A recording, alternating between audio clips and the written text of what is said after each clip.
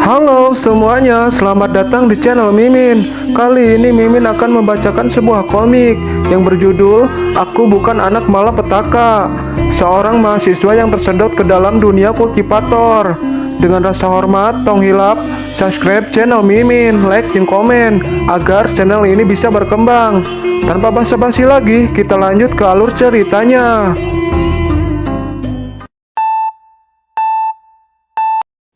Cerita berlanjut, Gusue berjalan memasuki Akademi Sendu. Tiba-tiba ada seorang murid yang menghadang. Murid itu bernama Suan Yuanmo. Murid itu berkata kalau Gusue tidak memenuhi syarat untuk masuk ke Akademi Sendu. Gusue menatap murid itu. Ia bergumam, Akademi Sendu selalu ketat. Jika aku masuk, aku harus lulus tes dulu. Dan aku masuk karena ada orang dalam. Mereka sengaja ingin mempermalukanku. Yuanmo menghadang karena ia tahu kalau Gusue masuk ke akademi melalui jalur belakang. Jadi ia tidak terima. Tolong jaga martabat Akademi Sendu, ucap Yuanmo. Tiba-tiba ada guru yang menghadang yang menghentikan murid-muridnya. Yuanmo, apakah kamu melakukannya lagi meninggalkan latihan di pagi hari? Ucap guru wanita yang bernama Sukue. Dan guru lelaki di belakangnya bernama Luo Feng. Yuanmo protes, ia meminta keadilan. Orang ini masuk melalui pintu belakang, kecuali dia bisa mengalahkan salah satu dari kami. Ranah ada 6 tingkat. Yang pertama Sibodis atau badan laut. Yang kedua adalah konsentrat atau konsentrasi. Yang ketiga adalah ekstrim Cheng atau perubahan ekstrim. Yang keempat adalah extension night atau malam kepunahan. Yang kelima adalah precarious atau genting. Dan yang terakhir adalah lost back atau punggung longgar. Guru Su bergumam, murid ini hanyalah tingkat perubahan ekstrim. Yang lainnya setidaknya berada di tengah perubahan ekstrim. Aku khawatir ini memang tidak adil, ucap Guru Su. Guru Luo Feng mengangkat tangannya. Tidak masalah, biarkan teman sekelas ini menunjukkan kekuatannya. Semua orang ingin melihat kekuatannya. Yuanmo yang di belakang sangat bersemangat. Gusue bergumam, aku tidak bisa menyembunyikannya, tapi aku tidak bisa melawan orang yang kuat. Aku takut aku tidak bisa mengendalikan aura membunuhku. Gadis kecil ini sepertinya bagus untuk dibully. Lalu Gusue memilihnya untuk latih tanding. Wanita kecil itu sangat senang karena dipilih Gusue untuk menjadi latih tandingnya. Gusue merasa keheranan, kenapa gadis kecil ini merasa bahagia. Yuanmo berbisik, selamat karena telah memilih orang terjenius di akademi. Putri Qingling adalah putri Raja Shifang atau Raja Quarter. Dia sudah berada di tingkat perubahan ekstrim. Gusue tercengang, ia bergumam, aku benar-benar beruntung. Keberuntungan buruk apa ini? Gusue berdaham mengangkat tangannya. Tunggu sebentar putri, tidak baik bagiku seorang laki-laki yang bermartabat menyakiti wanita.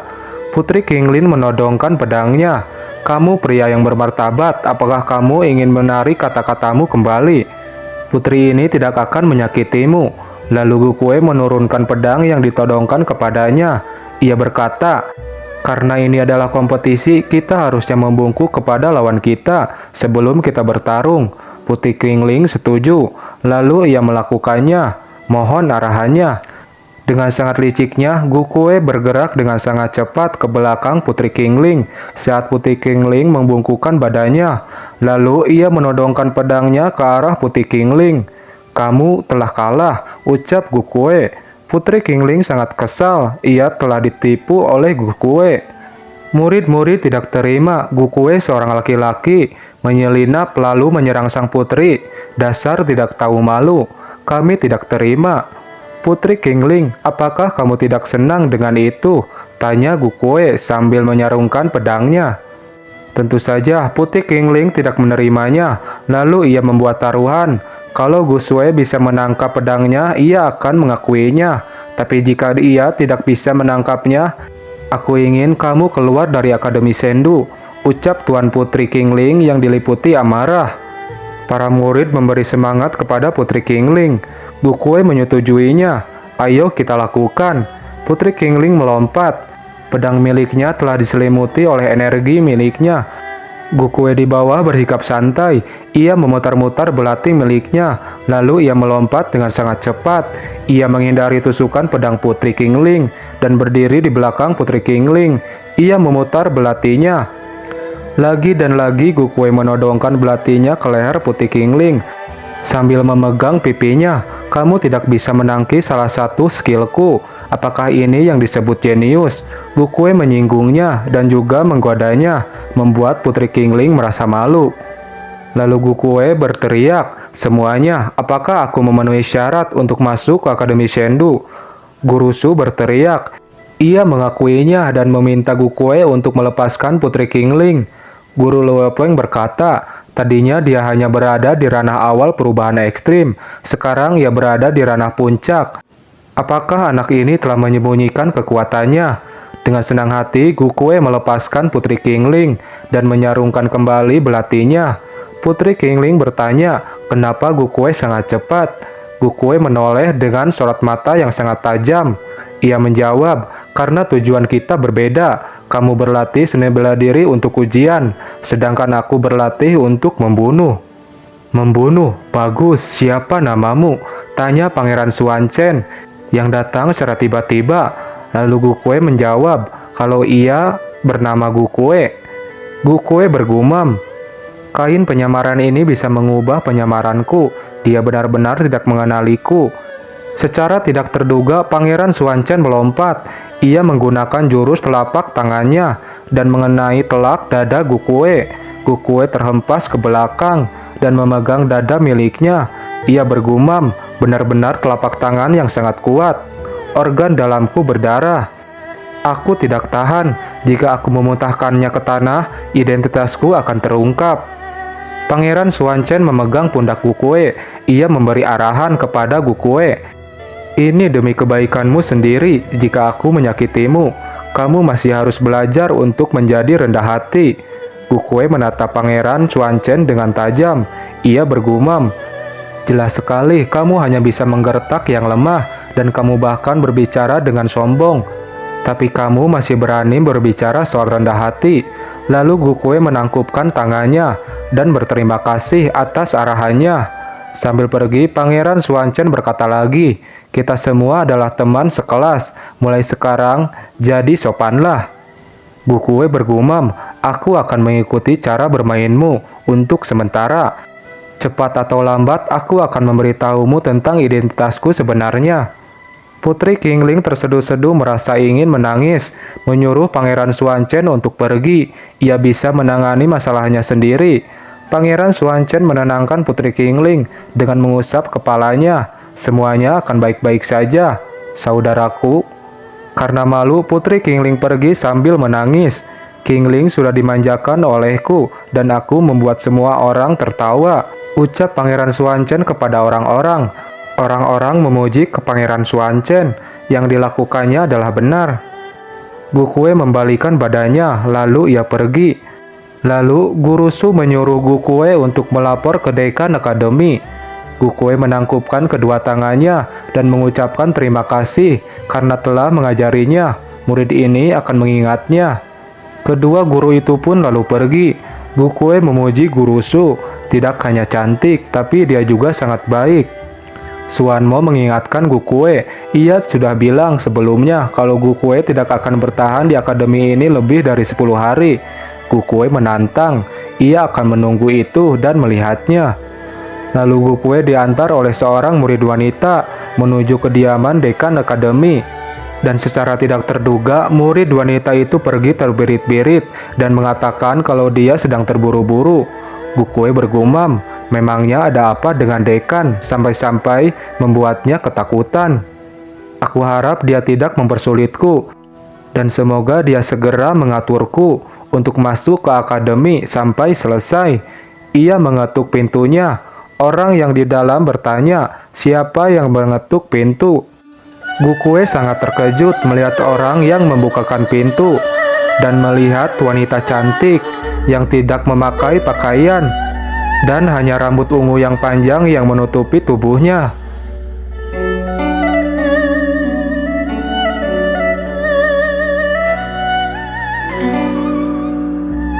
Gusue terbelalak membuka mulutnya lebar-lebar dan bertanya dengan terbata-bata, apakah wanita di depannya adalah dekan akademi. Kejadian tersebut membuat Gukue merasa sangat pusing. Aku diminta untuk bertemu dengan dekan terlebih dahulu. Tubuhku masih tahap perkembangan dan tidak tahan dengan minuman alkohol semacam ini. Silakan masuk teman sekelas, saya bukan dekan, ucap wanita berambut ungu. Lagi-lagi Gusue dibuat terkejut olehnya. Dan kakek tua inilah dekan akademi yang sebenarnya, yang sedang membaca buku. Dan sepertinya wanita berambut biru itu juga tidak memakai kain sehelai pun. Anda memiliki hobi yang sangat bagus, dekan akademi. Aceng-aceng. Gukue menangkupkan kedua tangannya. Ia memberitahu kalau dia adalah mahasiswa baru. Ia datang ke sini untuk melapor. Lalu ia bergumam, ada keindahan, kehidupan dekan terlalu korup. Apa tidak ada yang melaporkannya? Dekan akademi menyuruh Gukue untuk jangan berisik. Kita akan berbicara setelah ia membaca halaman ini. Ada kamar kosong di lantai 2. Jika kamu bosan, biarkan nomor 1 dan nomor 2 menemanimu untuk bermain. Slebeo. Wanita berambut ungu mendekatkan tubuhnya kepada Gukue. Aku nomor 1 dan dia nomor 2. Kami mahir dalam berbagai keterampilan, ucap nomor 1 sambil menggoda Gukue. Gukue menolaknya mentah-mentah. Ia akan menunggunya. Aku masih muda dan hal semacam ini tidak ia butuhkan. Dekan akademi berkata, apa yang kamu takutkan? Sudah banyak siswa yang telah mencobanya. Wah, gak bener. Dekan akademi memang memiliki hobi yang sangat bagus. Aceng-aceng. Apakah mereka terlalu muda untukmu? Gukue terdiam dan menundukkan kepalanya. Dalam batinnya, ia bergumam, bisakah kamu berbicara seperti orang tua sedikit? Lihat bagian mana dari mereka yang muda. Lagi dan lagi nomor 1 menggoda Gukue. Dekan baru saja membuat tubuh kami 4 tahun yang lalu. Jadi tahun ini kami baru berusia 4 tahun. Gukue keringat dingin. Ia berteriak, apakah kalian itu dulunya seorang mayat? Dekan akademi berkata, aku tidak mengatakan mereka hidup. Lalu dekan melemparkan ID pelajar milik Gukue dan ada nomor asrama di atasnya. Kamu harus menemukan guru sendiri. Siapapun yang menginginkanmu, kamu adalah muridnya. Gukue bergumam, dekan ini sebenarnya tahu bagaimana caranya untuk membentuk kembali tubuh yang sudah jadi mayat dan membiarkan mereka menjadi pembantu rumah tangga. Pantas saja gadis yang kutemui di luar kelihatan tidak nyaman. Aku tidak berani memikirkannya lagi. Asrama tempat tidur murid-murid. Gukue berbaring di tempat tidurnya. Setelah ia membawa peti mati selama 3 tahun, ia belum bisa tidur dengan nyenyak. Akademi Sendu adalah tempat teraman di benua Shenma, dan hari ini ia bisa bersantai. Tiba-tiba ada seorang yang melabrak pintu sambil membawa senjata. Gukue langsung berada dalam posisi siap siaga sambil memegang belatinya. Apakah ada pencuri? Lelaki botak yang dalam keadaan marah ini adalah murid akademi. Ia marah karena ada yang masuk ke tempat tidurnya tanpa sepengetahuan dirinya. Lalu pria botak kekar ini ingin memukul Gukue. Serangan itu sangat dahsyat, namun Gukue dapat menangkisnya menggunakan belati kecil miliknya. Ia menyuruh pria botak itu untuk menghentikan serangannya. Aku adalah teman sekamar barumu. Gukue bergumam, sungguh kekuatan fisik yang kuat. Ini adalah monster humanoid. Pria botak itu terdiam dan menghentikan serangannya. Lalu Gukue memperkenalkan dirinya. Ia baru masuk sekolah hari ini. Pria botak itu tertawa. Guru sepertinya pernah berbicara soal teman sekamar yang baru akan datang hari ini. Pria botak itu meminta maaf kepada Gukue karena memperlakukannya sebagai pencuri. Gukue tidak menanggapinya dengan serius. Pria botak itu mengeluarkan guci dari kolong tempat tidurnya. Lalu ia membukanya sambil memperkenalkan dirinya. Namanya adalah Tang Yiyong. Sebagai sambutan, Yiyong memberikan makanan berupa daging keledai yang telah diasinkan buatan ibunya. Ia tidak pernah mengeluarkannya, dan ini untuk menghibur Gukue hari ini. Gukue dengan senang hati memakannya. dan berterima kasih. Setelah mencicipinya, Gukue bergumam, "Saudara laki-laki ini sangat baik, tapi sayang sekali, daging keledai ini sangat keras." Lalu Gukue mengeluarkan sesuatu dari gelang penyimpanannya. Ia mengeluarkan 2 botol arak, dan botol satunya diberikan kepada Yiyong. Yiyong menangis bahagia. Gukue adalah teman sekelas pertamanya yang memakan daging pemberiannya, dan ia memanggil dirinya sebagai saudara. Murid-murid akademi selalu meremehkannya. Tadinya, malam ini Gukue sangat sedih, tapi sekarang ia bahagia karena melihat Yiyong. "Saudaraku, ayo minum." Pagi pun telah tiba karena ada murid baru. Murid-murid berkumpul di depan sebuah lonceng besar. Yiyong akan mengajari Gukue untuk memilih seorang guru. Ini cukup sederhana, itu adalah Green Bell. Selama Gukue bisa membunyikannya, seorang guru akan datang. Semakin keras bunyi belnya, semakin banyak guru-guru yang akan datang. Kemudian, kamu dapat memilih siapapun yang ingin kamu pilih menjadi guru. Itu sangat simpel, ucap Gukue. Yiyong memberitahu, ada sebuah formasi di Green Bell. Kekuatan di bawah perubahan ekstrim tidak bisa membunyikannya. Yuanmo menghadang Gukue karena Gukue masih di bawah ranah perubahan ekstrim. Kelompok Yuanmo meremehkan Gukue. Ia menertawakannya. Murid pertama tanpa guru dalam sejarah perguruan tinggi akan segera lahir. Yiyong membela Gukue. Ia yakin kalau Gukue akan berhasil membunyikan bel. Sambil berdiri di depan Green Bell, Gukue bergumam, "Ketika aku memukul dengan kekuatan penuh, kekuatanku pasti akan mencapai ke tingkat puncak perubahan ekstrim. Aku harus membuat Green Bell ini berbunyi." Gukue bersiap dengan kuda-kudanya. Tebasan pedang energi dilancarkan. Namun serangan itu tidak menembus penghalang formasi. Yiyong terkejut karena Green Bell itu tidak berbunyi. Yuanmo bergumam dari belakang.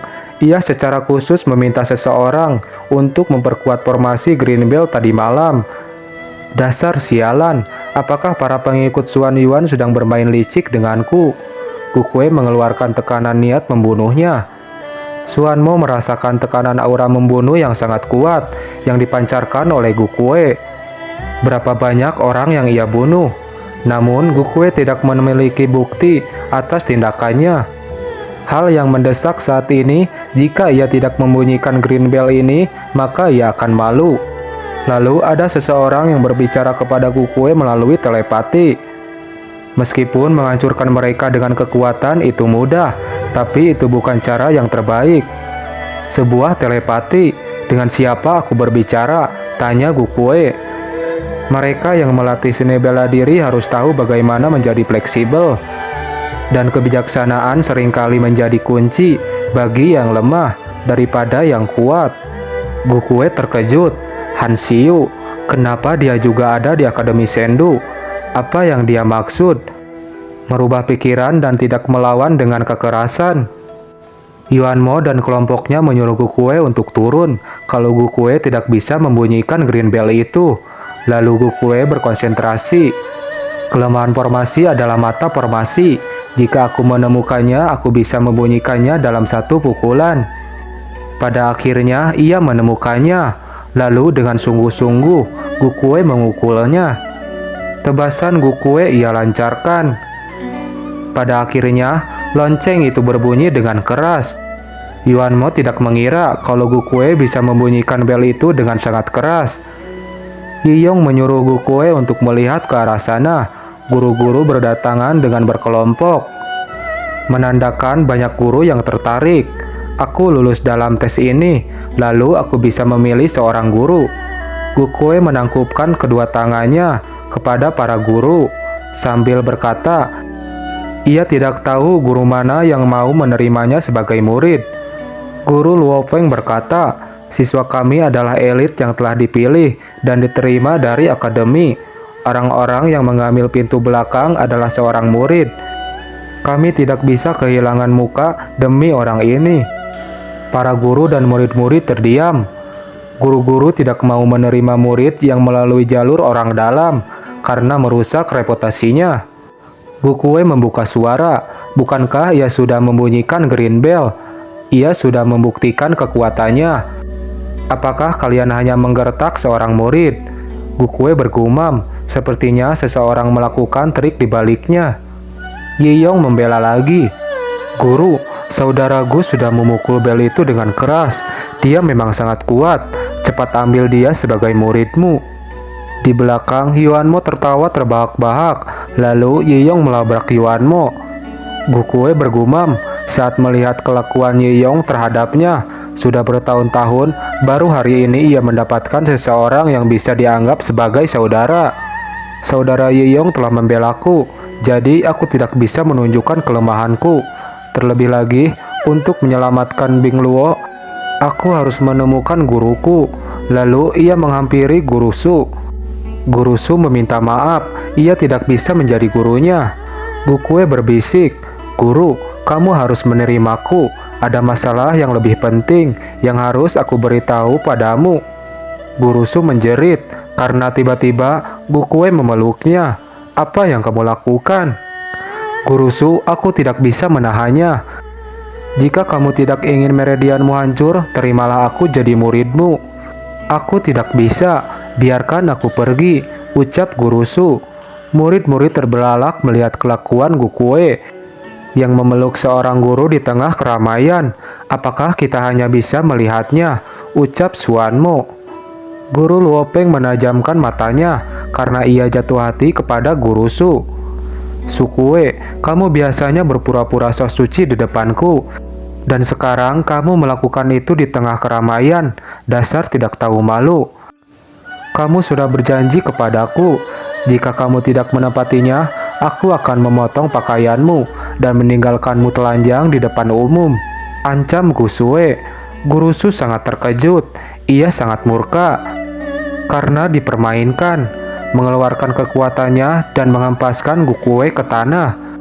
"Gukue kesakitan. Aku sudah mengendalikan energi di punggung tengahmu. Bagaimana kamu masih bisa marah?" tanya Gukue. Guru Su menjawab kalau ia mempelajari skill Taoisme Su Ungu di Istana Yusu, Gunung Suci Kunlun. Taoisme adalah harta tertinggi, memperhatikan kelambanan, dan surga tidak terkekam oleh segala hal. Sambil memegang dadanya, Gukue bergumam, "Datang lagi, nasib buruk ini benar-benar membuatku malu." Lalu Gukue bangkit.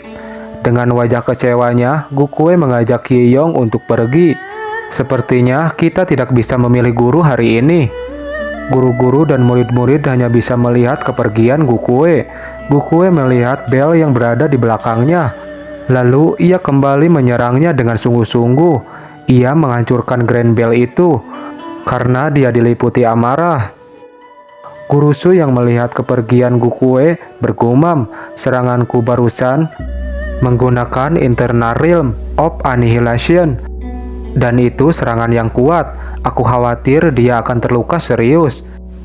Suanmo tidak bisa melepaskan Gukue begitu saja dan menyuruh mereka berdua untuk melanjutkan sesuai rencana. "Ouyang Jing, bawa Tang Yingyung pergi keluar. Jangan sampai dia kembali ke asrama malam ini. Kamu harus mengawasinya.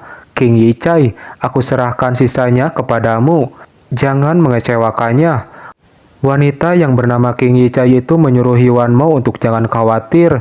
Ia akan membuat anak itu menjadi budaknya. Mimin minta maaf kepada kalian. Untuk jadwal uploadnya akan sedikit lebih lama, dikarenakan Mimin ngegarapnya secara manual, pakai tulisan tangan. Mohon kalian semua mengerti ya. Sampai jumpa.